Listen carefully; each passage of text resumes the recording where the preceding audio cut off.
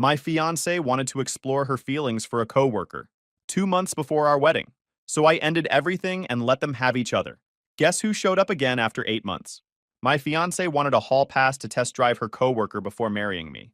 I gave her something better, a permanent vacation from the relationship. Plot twist, he had a fiancée too. Read the whole thing, it's delicious. I'm Nate, 29 male. I work in aviation safety certification and flight software compliance, basically making sure the systems that keep planes from falling out of the sky meet federal standards. I spend half my life in hangars, airport offices, and regional terminals across the Midwest. The other half I spend on I-70 or sitting in MCI waiting for delayed flights. It pays well, and I'm good at it.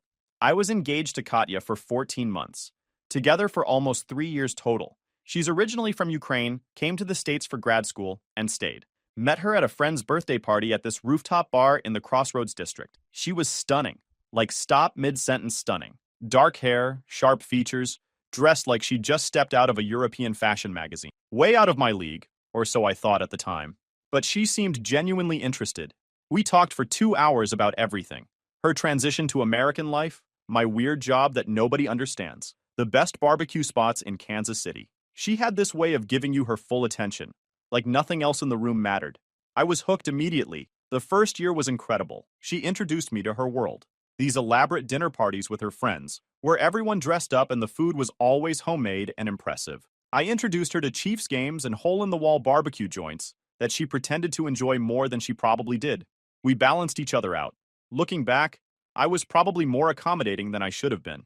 She had strong opinions about everything. Where we ate, what we did on weekends, how I dressed when we went out. I went along with most of it because it seemed easier, and honestly, I wanted her to be happy. My best friend Cody called me whipped more than once. I told him he was just jealous. He told me I was just blind, but I wasn't a complete pushover. When she wanted me to skip my cousin's wedding because her coworker was having a gallery opening the same night, I said no. When she suggested I should find a job that didn't require so much travel because she didn't like being alone, I told her my career wasn't negotiable. I had a backbone. I just didn't use it as often as I should have. The engagement happened 14 months ago at her favorite restaurant on the plaza. I'd planned it for weeks, coordinated with the staff, had the ring hidden in my jacket pocket all through dinner. The ring itself was my grandmother's, a vintage piece with a center diamond and 2 smaller sapphires. I'd had it reset in a more modern band because Katya had specific taste, and my grandmother's original setting wasn't going to cut it. When I got down on one knee, she actually teared up, said yes before I finished the question, posted it on Instagram within 30 seconds. The picture got 400 likes in an hour. She changed her profile bio to Future Mrs. before we'd even gotten the check. Her parents flew in from Chicago the following month to celebrate. Her mom brought traditional Ukrainian pastries she'd spent 2 days making. Her dad brought his handshake and his expectations. Her dad, Victor, was this old-school Eastern European guy who shook my hand like he was testing my grip strength. Her mom, Irina, was warmer, but clearly had high standards for whoever was marrying her daughter. I passed inspection, apparently. Victor told me privately that he was glad Katya had found someone stable, someone who would take care of her. I took that responsibility seriously, maybe too seriously. We found an apartment together in a nice building near the plaza. Split rent 60-40 since I made more. Started planning the wedding for early June. Her parents offered to contribute toward the costs, which was generous considering the budget kept creeping upward. Katya had a vision. The venue had to be perfect. The flowers had to be specific. The guest list kept expanding because she couldn't possibly exclude anyone from her social circle. By the time we locked everything in, we were looking at 140 guests, a venue in Parkville with a river view, a 6-piece band, and a photographer who'd shot weddings for Kansas City Chiefs players. Total budget had ballooned to $62,000. Her parents were contributing $20,000. I was covering the rest. Every vendor had deposits down. Save the dates were on refrigerators across 3 states. I went along with all of it. Wrote checks, nodded at fabric samples, pretended to care about the difference between ivory and eggshell. Because that's what you do when you're building a life with someone. You compromise. What I didn't realize was that I was the only one compromising. 2 months before the wedding, everything was locked in. Venue booked. Caterer confirmed. Photographer scheduled. Save the dates sent. Her dress was being altered. My suit was ordered. We were on the countdown. And then Tuesday happened. I'd just gotten back from a 3-day trip to Wichita, certifying some avionics upgrades for a regional carrier. Long days in a stuffy hangar, reviewing documentation, running tests, dealing with mechanics who thought compliance was a suggestion. I was tired. but it was a good tired. The kind that comes from doing your job well. Katya was sitting at our kitchen table when I walked in. She had this look on her face I'd never seen before. Serious, but also almost rehearsed. She told me she needed to talk to me about something important. About us. About the wedding. I sat down across from her, still in my work clothes, assuming this was going to be about seating arrangements or some vendor drama. I've been doing a lot of thinking lately, she said. About commitment. About being sure. I think we should take a break before the wedding. I asked what kind of break she meant. That's when she told me about Dmitri, a guy from her office. Some project manager she'd been working closely with on a big campaign. She said they'd developed a connection, an emotional connection, and she thought before she walked down the aisle, she should explore those feelings, just to be completely sure she was making the right choice. I sat there processing this. My fiancé, 2 months before our wedding, was asking permission to pursue another man, a coworker, someone she saw every single day while I was traveling for work. I asked her how long this had been going on. She got defensive, said nothing had happened. They'd just been talking, getting close. She said he understood her in ways that were different, that he was there when I was always gone. The accusation landed exactly where she wanted it to, like I was somehow responsible for her developing feelings for another guy, because my job required travel. So what exactly am I supposed to do during this exploration period? Wait for me. Give me space to figure out my feelings. She said it like she was asking me to pick up milk on the way home. If you really love me, you'd want me to be certain. You'd want me to come to our marriage without any doubts. She'd clearly rehearsed this whole thing, had her talking points ready, probably got advice from whatever friend told her this was a reasonable request. But here's where she miscalculated. She assumed I'd react the way I always did. Accommodate, compromise, put her needs first. Instead, I stood up. No, no break, no exploration, no waiting around while you figure out if some other guy is a better option. We're either getting married or we're not.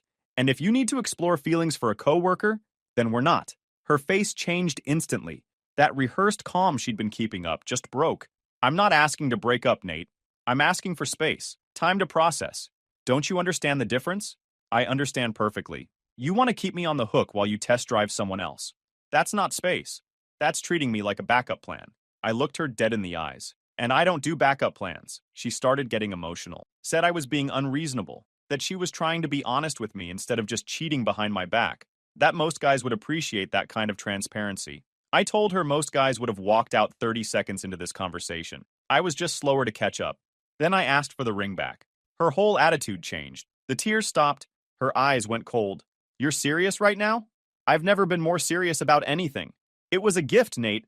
You can't just demand it back because you're upset. The engagement is over. That means the ring comes back. That's how it works. We went back and forth for another 10 minutes. She tried guilt, then anger, then bargaining. I didn't budge. Finally, she pulled the ring off and threw it at my chest. I caught it, clean, right out of the air. She grabbed her purse and headed for the door. Before she left, she turned around, eyes blazing. You will never find someone as beautiful as me. No one is going to love you the way I did. You're making the biggest mistake of your life. Then she slammed the door so hard the pictures on the wall rattled. I stood there in our apartment, holding my grandmother's ring. And the weird thing was, I didn't feel sad.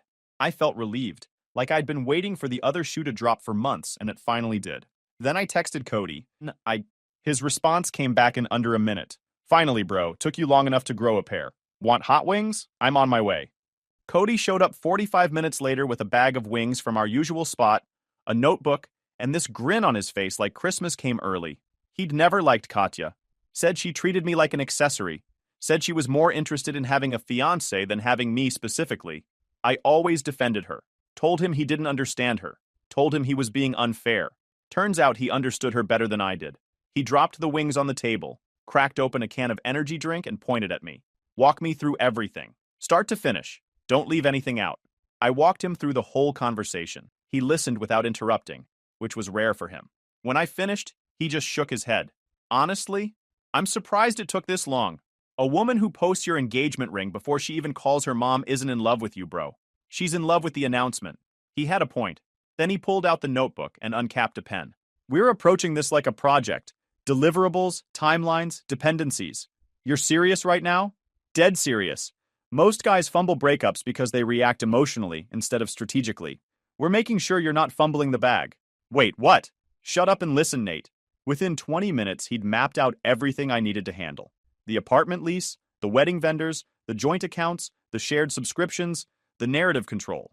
He'd even assigned priorities. High impact, low effort stuff first, the subscriptions. I hadn't even thought about those. Katya and I had combined basically everything over the past 2 years. Streaming services, grocery delivery, cloud storage, music, fitness apps, meal planning services. All under my accounts, all with my payment info. She used them constantly. Her entire digital life ran on infrastructure I was paying for. Cody circled that section of his list 3 times. This right here?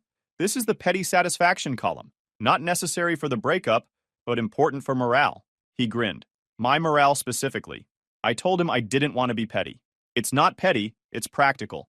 Why should you pay for services for someone who just asked to explore another guy? He leaned back. Besides, watching her get logged out of everything one by one is going to be special. He had a point there too. But first, I had a more important message to send. I knew Katya, knew how she operated. The second she calmed down, she'd start working on the narrative, calling friends, texting family, framing this as me overreacting to a reasonable request. By morning, I'd be the villain who abandoned her over a simple conversation about feelings. I needed to get ahead of that. I typed out one text message, kept it short, factual, no emotion. Katya asked me tonight to take a break from our engagement so she could explore her feelings for a coworker named Dmitry. I declined and ended the engagement. The wedding is canceled. I wanted you to hear this from me directly. I sent it to her parents, her sister, and 3 of our mutual friends who I knew would spread it further. Then I turned off my phone and finished my wings. Cody called this the narrative lock. Said in any breakup, whoever controls the story controls the outcome. I just made it impossible for her to rewrite what happened without looking like she was lying about her own family receiving that text. By the next morning, the text had done its job. Her sister had screenshot it to their family group chat. 2 of the mutual friends had already told their entire friend circles. One guy I'd sent it to worked with Katya at her agency, and by lunch, her whole office knew. Not from gossip, from the actual facts, sent by me, before she could spin anything. She tried anyway, told people I'd overreacted to a simple conversation about pre-wedding nerves. But when people asked follow-up questions, her story fell apart. The details didn't match, the timeline didn't work, and everyone had already seen my text with the name Dmitry in it. Next, I called Victor, her dad. I'd always respected him, and I figured he deserved a real conversation, not just a text. He answered on the second ring, his voice heavy. He'd clearly already read the message. Is it true, Nate? What you wrote? Every word, Victor. He went quiet for a long moment, and I could hear him breathing on the other end. Then he asked what I needed from him regarding the wedding costs. I told him I'd handle canceling everything, and we could split whatever deposits were non-refundable. He'd contributed around $20,000 toward the venue, catering, and other vendors. I offered to cover the losses myself since I was the one ending it. No. His voice was firm. My daughter made this mess. I'm not letting you pay for her mistakes. In my family, when someone breaks their word, they bear the consequences, not the person who was wronged. Then he said something that stuck with me. He said he'd raised Katya to know better than this, that he'd tried to teach her that trust was something you build, not something you throw away for excitement. He said he didn't know where he went wrong, but he was ashamed of what she'd done. I told him it wasn't his fault. People make their own choices. That's generous of you, more than she deserves. I could hear Irina in the background, upset, asking what was happening. Victor told her they'd talk about it after he finished with me. Before he hung up, his voice softened. I hoped you would be part of this family, Nate. You're a good man. My daughter is a fool. That hit harder than I expected. Coming from an old-school Ukrainian father who probably wasn't easy to impress, it meant something. Wednesday morning, I started making calls. The venue coordinator was understanding but firm about the cancellation policy.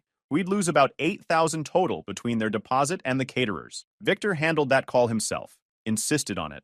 The photographer refunded most of my deposit since she was able to rebook the date quickly. Said she was sorry things didn't work out, but she'd seen enough to know that calling it off now saved everyone more pain later. The florist kept $1,500. The DJ kept $500. The band was the biggest hit after the venue. $3,000, non-refundable, no exception. I called the rental company for the tables and chairs, the bakery, the calligrapher who'd done the invitations, the hotel where we'd blocked rooms for out-of-town guests. By noon, I'd made 14 calls and watched about $13,000 go up in smoke on a wedding that wasn't happening. By Wednesday afternoon, the wedding website was gone.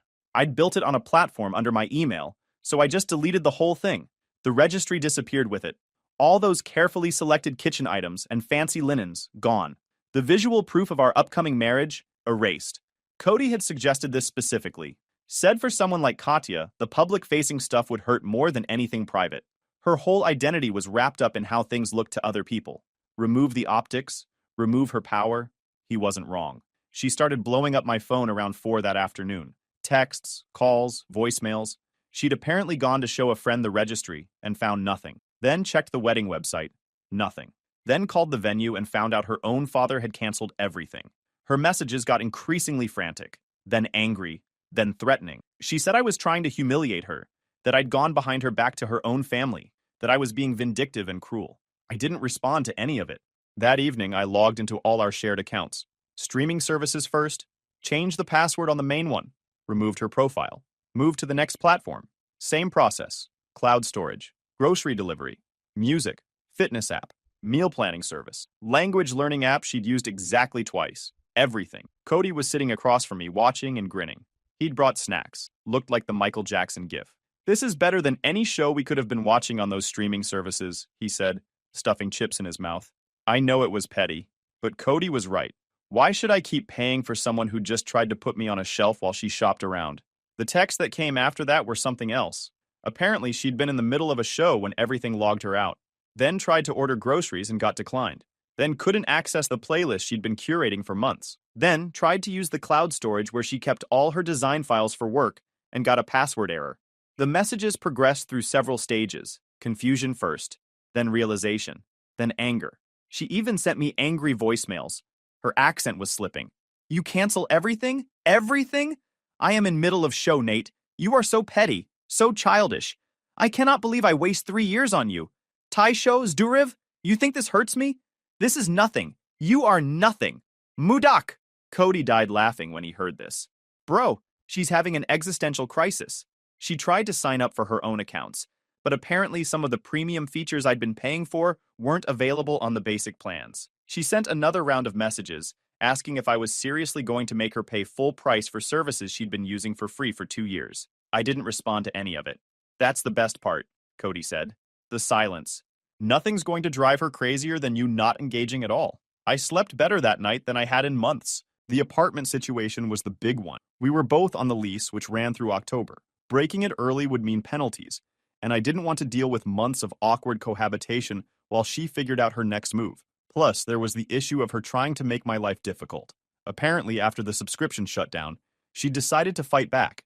She called my company's HR department, claiming I'd been harassing her, said she felt unsafe, demanded they do something about it, except there was nothing to do something about. I hadn't contacted her directly since the lease meeting. Every message she'd sent had gone unanswered. The text I'd sent to her family was factual and contained no threats or insults. HR called me. I forwarded them the relevant screenshots showing she'd been the one sending aggressive messages, and they closed the case in about 20 minutes. Then, she tried calling the apartment management to get me removed from the lease for creating a hostile living environment. Except I wasn't living there. I was staying with Cody temporarily while I figured out the move. And the building manager, who'd seen enough breakup drama to write a book about it, wasn't interested in getting involved in our situation beyond the paperwork. She also tried to get ahead of me with the wedding vendors. Called the venue pretending to be handling the cancellation herself, trying to redirect my deposit refunds to her account. The venue coordinator called me to verify. When I explained the situation, she flagged Katya's number in their system. The caterer got a similar call. Same result. Her attempts to get back at me weren't working because there was nothing to get back at. I wasn't engaging. I wasn't attacking. And she had no idea how to fight that. Thursday morning, I went to the leasing office and explained the situation. The manager was sympathetic. She said if one of us wanted to take over the lease solo, that could work. Or if we both wanted out, there'd be a 2-month penalty. I asked about my options specifically.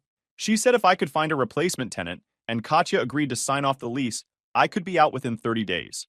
I made some calls. A guy from my company had been looking for a place closer to downtown.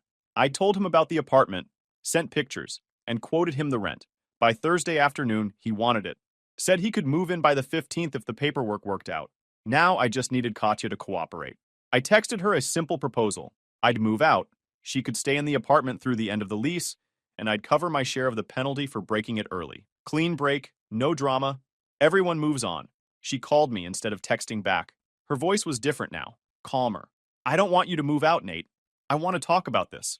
Really talk." A pause. I was hasty. Dimitri isn't what I thought. I made a mistake raising it the way I did. That's not changing. You can either agree to the lease terms or we're both stuck in an awkward situation until October. She got quiet, then asked where I was planning to go. Austin. My company's had a position open there for months. Regional manager for the Southwest Territory. More money, better weather, fresh start. I already talked to my boss. The job's mine if I want it. Silence on the other end. I think she'd assumed I'd stick around. Finding out I was leaving the state entirely wasn't part of her plan. She agreed to sign the lease paperwork the next day. Friday morning, we met at the leasing office. She looked like she'd been crying, but I could tell some of it was performance. We sat across from each other, signing documents, barely making eye contact. Before she left, she tried one more time. Can we just slow down? Maybe you're making this bigger than it needs to be. She looked at me with those eyes that used to work on me. I never actually did anything with Dimitri. It was just feelings. Feelings I could work through. The fact that you could even ask for what you asked tells me everything I need to know. I held her gaze. Someone who wants to marry me doesn't need to explore other options first. That's not how it works. She opened her mouth to argue, then closed it. Something in my voice must have made it clear there was no angle left to play. She walked out without another word. Saturday morning, Cody showed up with his truck. We spent 8 hours packing and loading everything I was taking with me. The apartment was mostly furnished when we moved in, so there wasn't much to fight over. My clothes, my gaming setup, personal stuff, some kitchen equipment I'd bought myself. Everything else stayed. By Saturday evening, my half of the apartment was empty. I left the keys on the counter with a note that said nothing more than, "Good luck." Cody thought that was too nice. He'd wanted me to leave a printed screenshot of her asking for the break, but I was done. I didn't need the last word. I just needed to be gone. Sunday morning, I was on I-35 heading south toward Austin. 12 hours of empty highway and podcast episodes about aviation history. Passed through Oklahoma City around lunch. Stopped for gas in Dallas around dinner. Texas plates started outnumbering everything else. I crossed into Austin city limits just after 9 p.m. The skyline lit up against the dark. New city, new job, new life. I didn't look back once. The first few weeks in Austin were a blur of logistics. Finding an apartment, setting up utilities, getting oriented at the new office. My territory covered Texas, New Mexico, Arizona, and parts of Colorado. Lots of regional carriers, lots of small airports, lots of flight time. The Austin office was different, more relaxed, more collaborative, less of the corporate politics I'd gotten used to navigating. My boss, a former Air Force guy named Paul, was more interested in results than appearances. He didn't care how many hours I logged or how many meetings I attended. He cared about whether operators passed their certification and whether clients were happy. The first month, I spent more time in the air and in hangars than I did at my desk.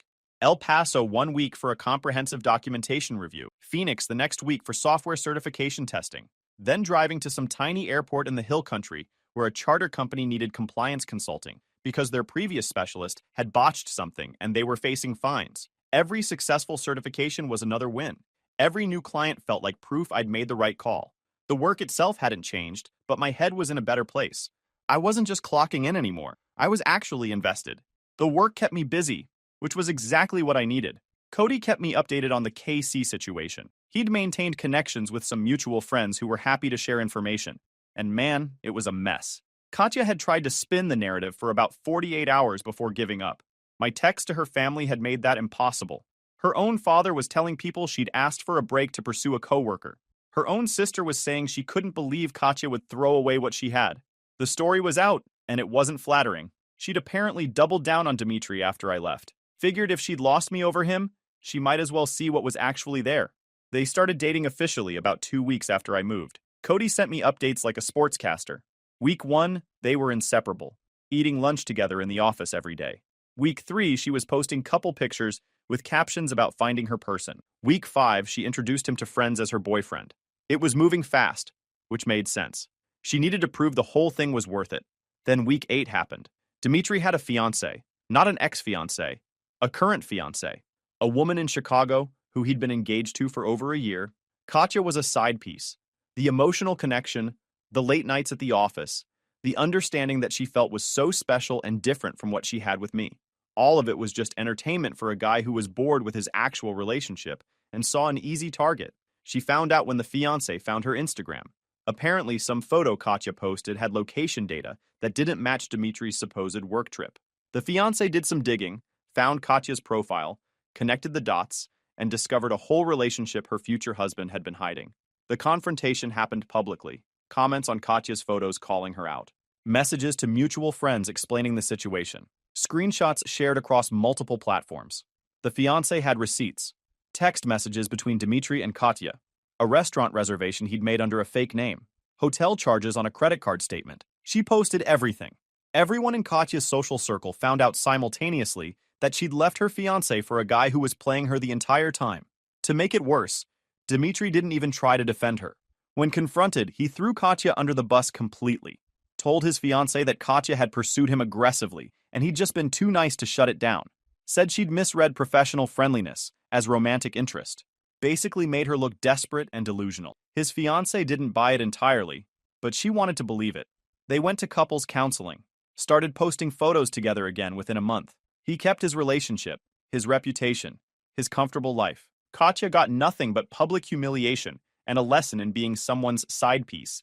Cody called me the night it all went down, laughing so hard he could barely breathe. Said he'd never seen karma work that fast. I didn't feel happy about it exactly, more like satisfied. Like the choice I'd made was the right one, and now there was proof. Katya went quiet on social media after that.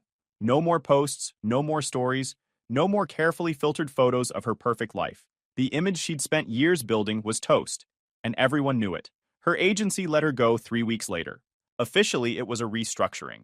Unofficially, one of her co-workers told Cody that clients had started asking to work with different designers. Nobody wanted their brand associated with the woman whose messy personal life had just played out across Instagram. In the creative industry, reputation is everything. Hers was gone. Meanwhile, I was thriving. Hit my sales targets for the first quarter. Got positive feedback from 3 different clients about my certification work. Started building a routine in Austin. Gym in the morning, work during the day, exploring the city on weekends. I found a great apartment near downtown with a view of Lady Bird Lake. Started hiking the trails on weekends. Joined a recreational volleyball league through work. Made friends with some guys from the office who were also transplants from other cities. For the first time in years, I felt like I was actually living my own life, not constantly adjusting to what someone else wanted, just doing my thing. Honestly, it was great. 6 months after moving to Austin, I was doing better than I'd been in years. More settled, more confident, more like myself. The job had turned out even better than expected. My territory was expanding, my numbers were solid, and my boss was already talking about a promotion to director level within the next year.